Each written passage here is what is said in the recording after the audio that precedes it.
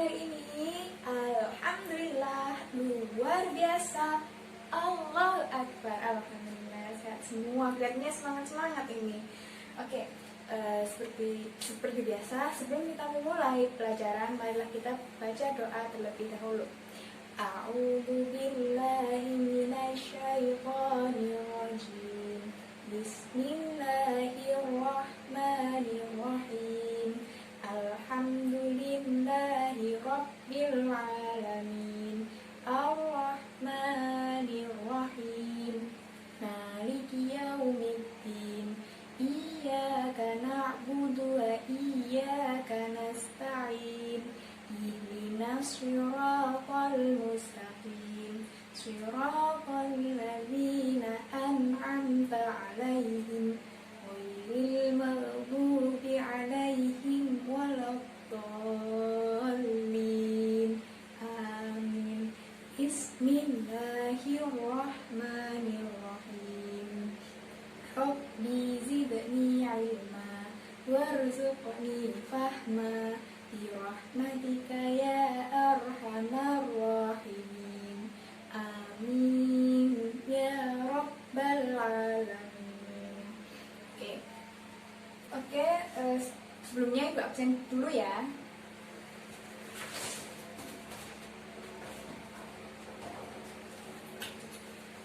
Tanggal berapa sekarang? Tanggal 13.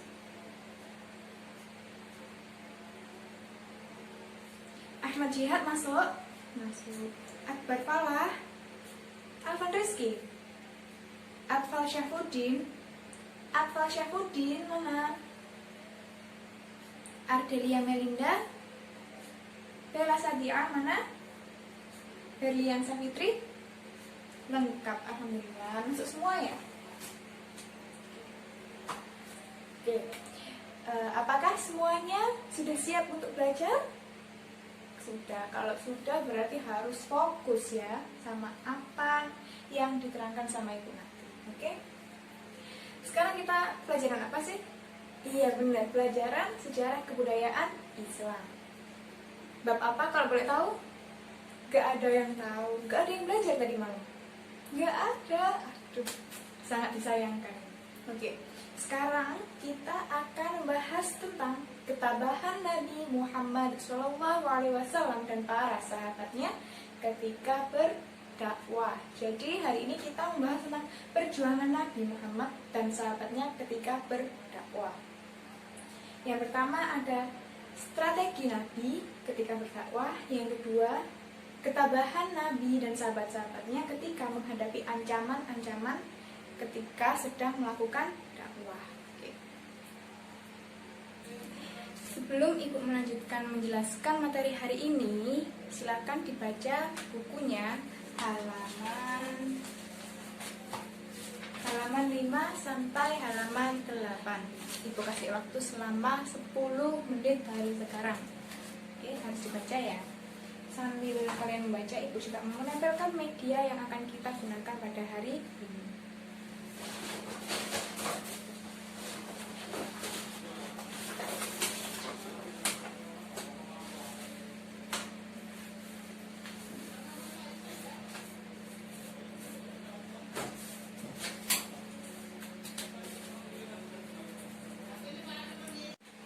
Loh, kok rame? Tadi kan disuruh Ibu apa? Disuruh Ibu membaca, kok rame? Kenapa? Oh, udah 10 menit ya? Udah selesai ya? Oke, ya wes. Maaf ya. Oke, sekarang kalian Ibu yang berbicara. Kalian harus apa? Harus diam. Kok belum diam? Masih ada yang ngomong sebelah sana? Kita tepuk diam aja. Tepuk diam. Aku diam. Tak bicara. Diam. Oke, pinter. Di sini Ibu akan menjelaskan materi hari ini dengan papan perjuangan dakwah Nabi Muhammad dan para sahabatnya. Yang pertama, strategi dakwah Nabi Muhammad SAW. Ada yang tahu Nabi Muhammad menggunakan strategi apa? Ada berapa? Ada 2. Yang pertama, dakwah secara sembunyi-sembunyi. Yang kedua, dakwah secara terang-terangan, pinter.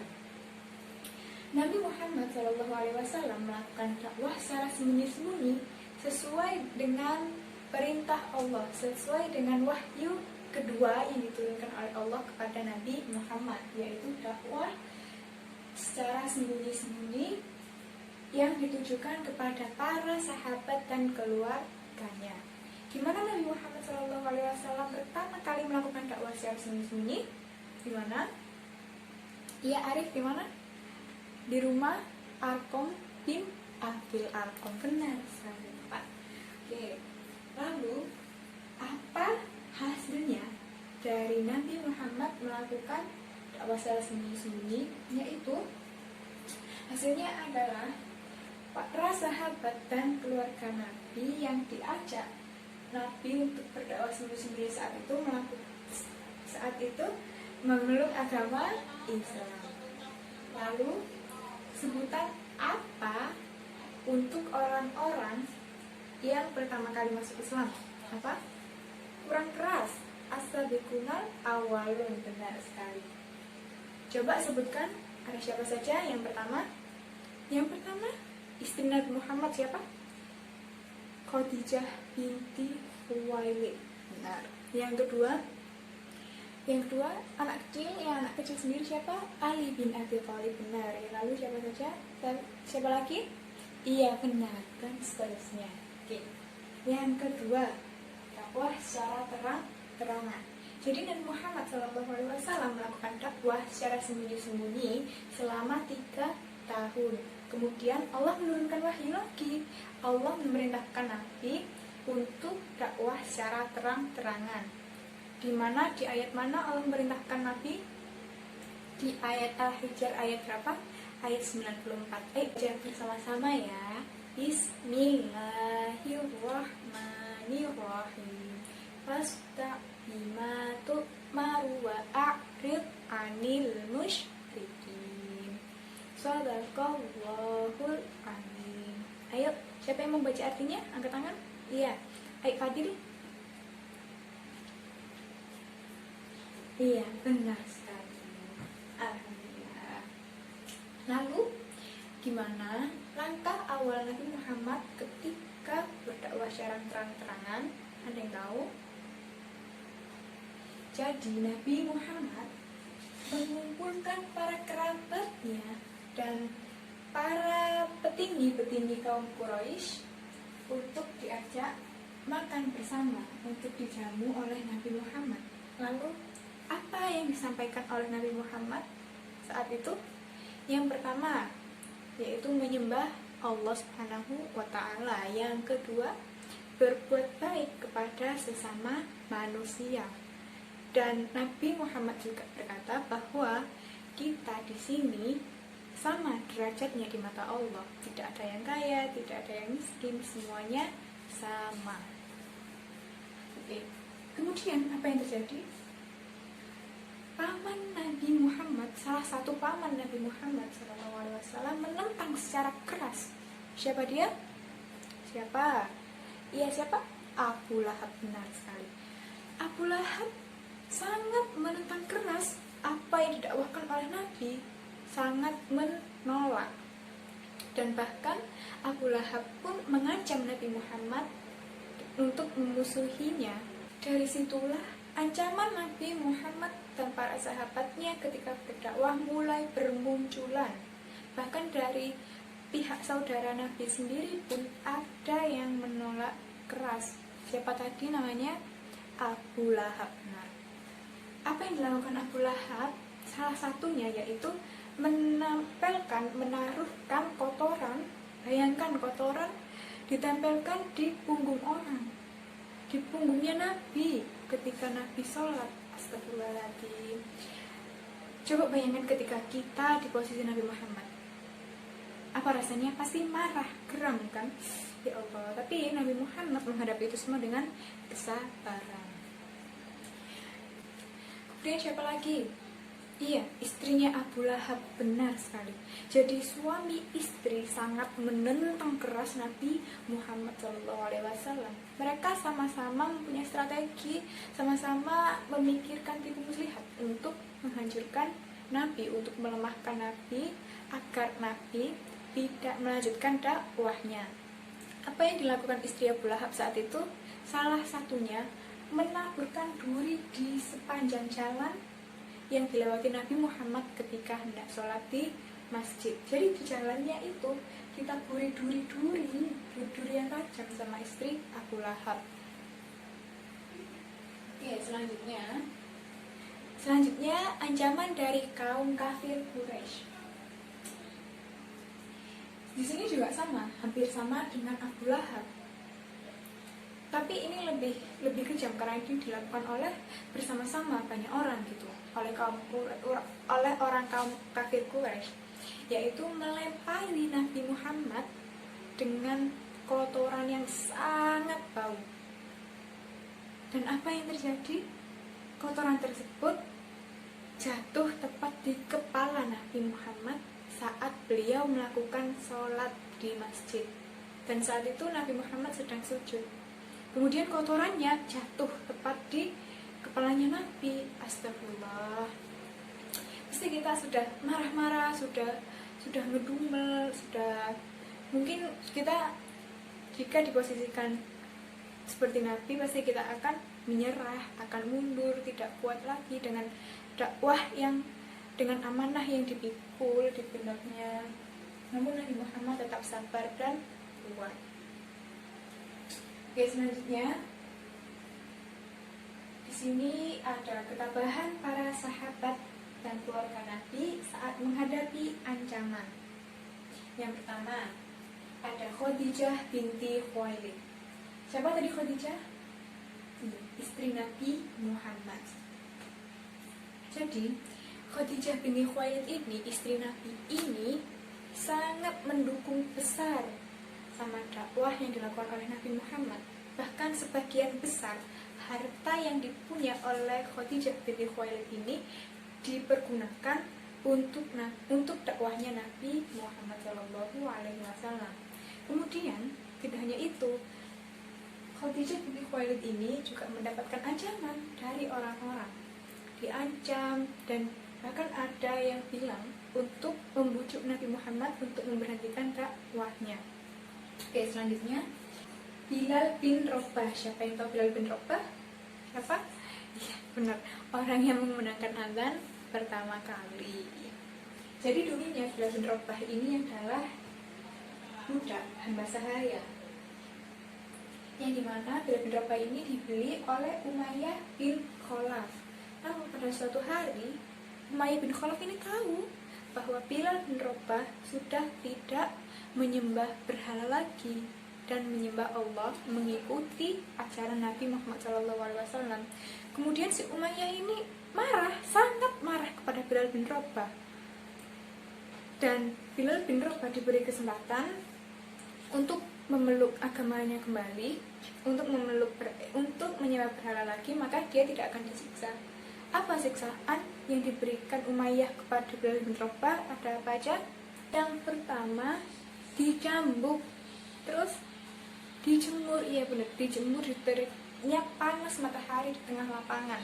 Saat itu kan masih padang pasir, kemudian terkena teriknya matahari, itu sangat panas sekali, Mak. Ya Allah, tidak bisa bayangkan Ibu. Kemudian saat dijemur di tengah lapangan tadi, di tengah teriknya panas matahari, Umayyah menambahkan beban lagi, menyiksa lagi dengan memberinya batu di atas perut di atas perut Bilal bin Rabah.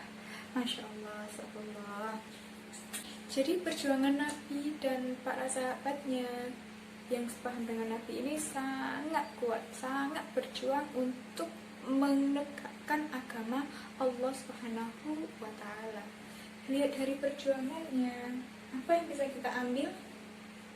Hikmah apa yang bisa kita pelajari dari sahabat dan Nabi Muhammad ketika mendapatkan ancaman? Yang pertama, sabar. Benar, kita harus sabar dalam hal apapun. Ketika orang orang mencaci maki, bahkan meludahi, melempari kotoran, Nabi Muhammad tetap sabar. Berarti kita yang mungkin diganggu oleh teman itu tidak boleh langsung marah, tidak boleh langsung tawuran, pukul-pukulan. Apa yang kita harus lakukan? Sabar. Kita harus memperingati, memberitahu, menasehati orang tersebut biar tidak memukul lagi gitu.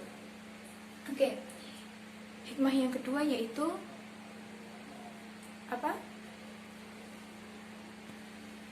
Selain sabar apalagi? Tabah. Sabar dan dakwah sudah satu paket nggih. Sabar dan tabah. Oke, ada lagi selain itu? Apa? Tidak boleh membalas kejahatan orang lain. Ketika orang lain melakukan kejahatan kepada kita, apa yang kita lakukan? Selalu memaafkan, selalu mengikhlaskan. Berdoa saja kepada Allah supaya orang tersebut diberi hidayah oleh Allah, dibukakan hatinya agar berbuat baik, pinter. Oke, sudah selesai ya penjelasan Ibu. Nanti yang lain-lainnya dari ancaman Nabi Muhammad saat melakukan dakwah ada di buku lebih lengkapnya. Lalu ketabahan para sahabat Nabi juga ada di buku. Sekarang Ibu punya permainan. Permainan apa? Permainan truth or dare. Truth or dare ini gimana cara mainnya? Cara mainnya yaitu sini Ibu sehat.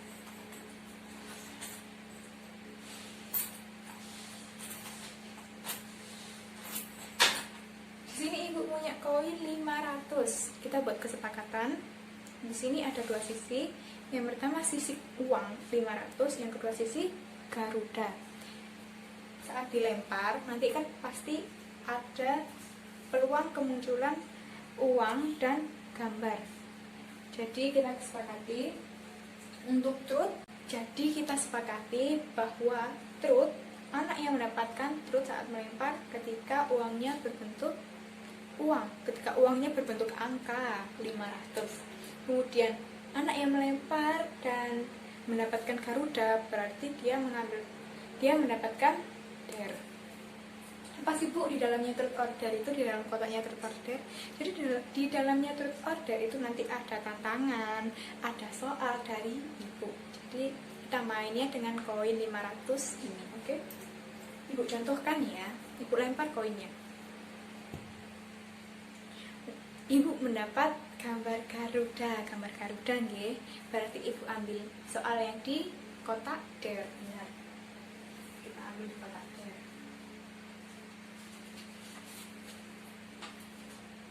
Soalnya seperti ini. Ceritakan salah satu sahabat Nabi saat menghadapi sebuah ancaman. Berarti apa yang harus dilakukan? Iya, menceritakan salah satu sahabat Nabi saat menghadapi sebuah ancaman. Seperti tadi Ibu menceritakan Ali bin Abi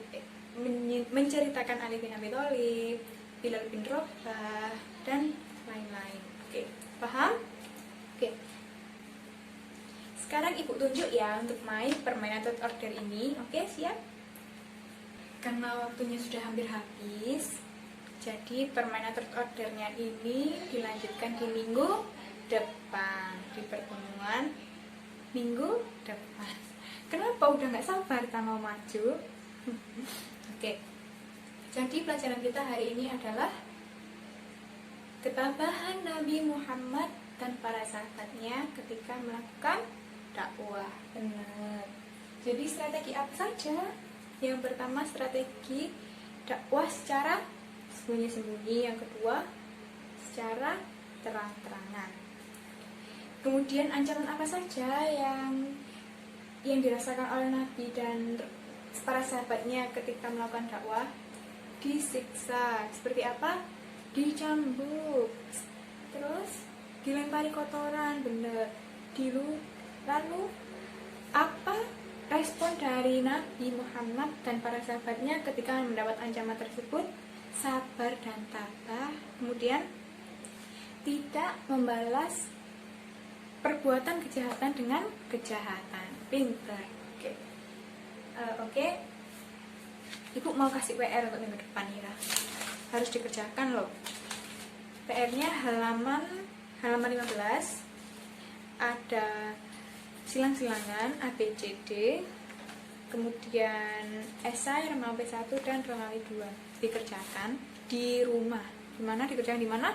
Di rumah, harus dikerjakan.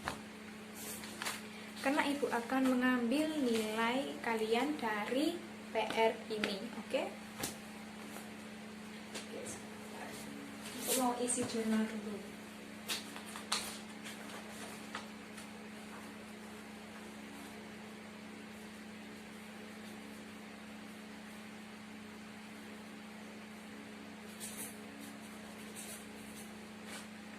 Tadi siapa aja yang udah maju? Jihad.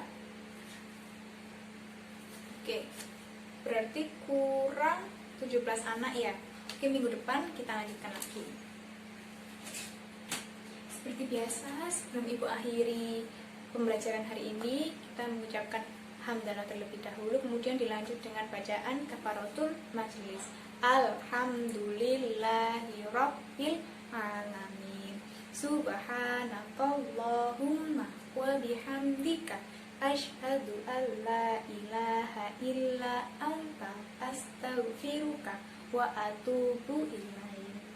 Wassalamualaikum warahmatullahi wabarakatuh.